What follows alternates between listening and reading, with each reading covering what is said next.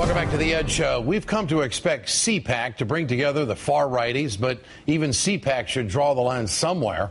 This year, CPAC welcomed a white nationalist, Peter Brimelow.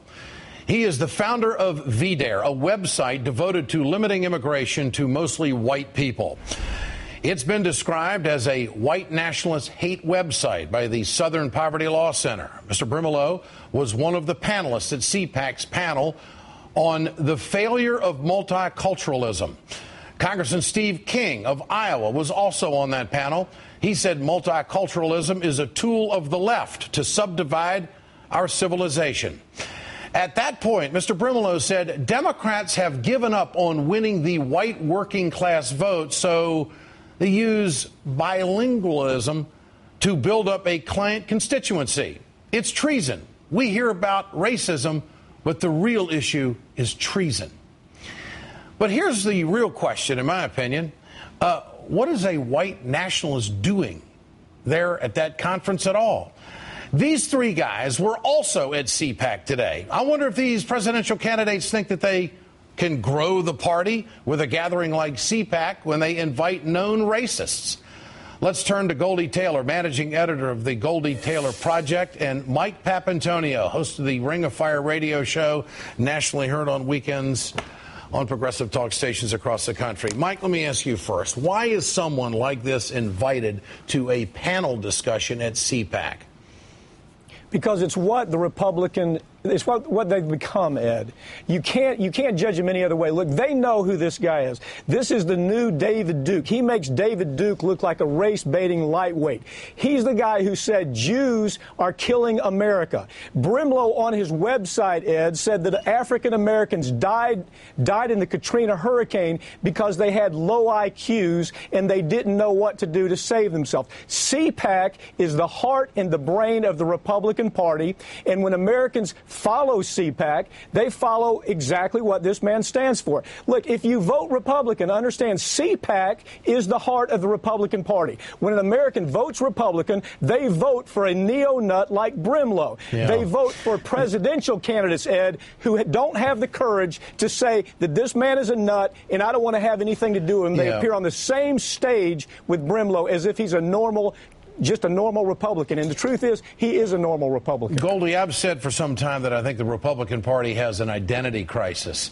How could they allow somebody like this? I mean, if this gets proper coverage, I mean, people are going to draw some pretty tough conclusions here. What are your thoughts on it?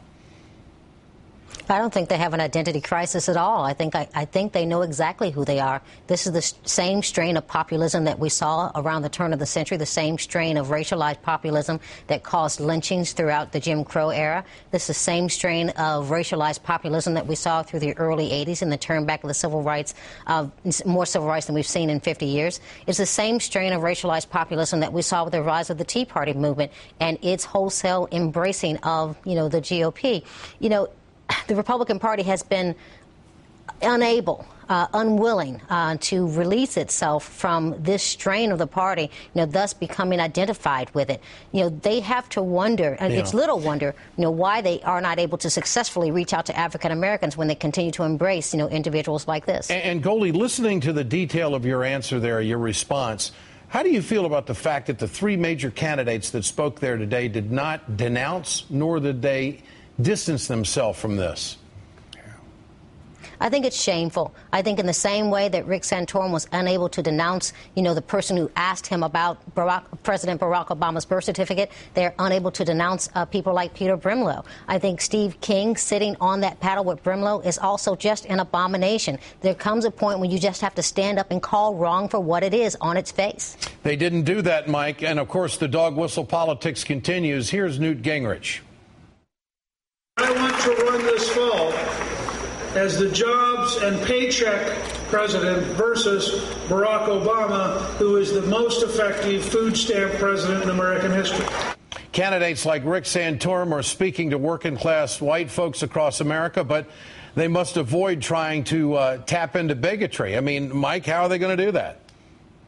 Well, they can never do that when you have more than a dozen Republican congressmen sitting there. You have presidential candidates, people who want to be leaders of the world, sitting there, not saying a word about the fact that this man is a known racist who says basically that Jews are destroying America. Look, the message is clear. If you were at CPAC, the message, and here's the clear message. We've removed our pointed white sheet dunce caps. We're out in the open now. You can see who we are. Minorities and Jews are no longer welcome. You can dress it up, Ed, any way you want. You can hide behind it any way you want. This is what the Republican Party has become, and if you're carrying a card in your pocket with an R on it, this is what you stand for today. Goldie Taylor, Mike Papantonio, great to have you with us tonight. Thanks so much.